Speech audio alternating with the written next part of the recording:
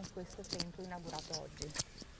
Con un centro e questo secondo me è un simbolo dell'impegno che stanno mettendo non solo Regione Friuli Venezia Giulia ma tutte le regioni.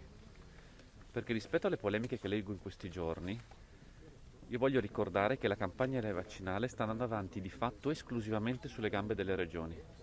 Questi centri sono fatti dalle regioni. Il personale di fatto è esclusivamente regionale. A noi dovevano dare più di 300 personale aggiuntivo da livello nazionale, ne sono arrivate meno di 50, con un'esigenza di 600. Per essere chiaro, cioè, ne servono 600, ci dicono vendiamo poco più di 300, ce ne arrivano realmente 50. Abbiamo fatto noi tutta la parte logistica, se non l'arrivo in regione che è governato da una parte direttamente da Pfizer, per gli altri vaccini quello a livello nazionale, punto.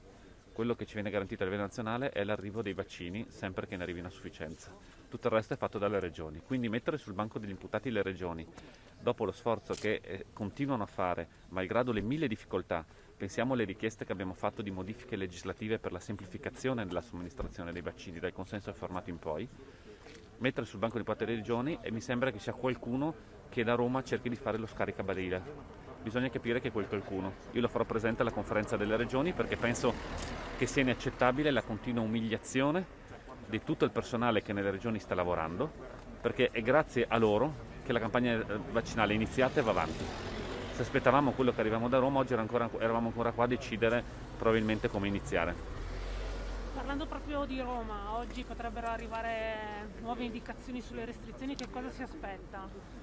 No, io spero che ovviamente oggi non arrivi nessuna indicazione prima di un confronto con la conferenza delle regioni. Noi sempre in modo responsabile siamo stati collaborativi, siamo pronti ovviamente ad ascoltare.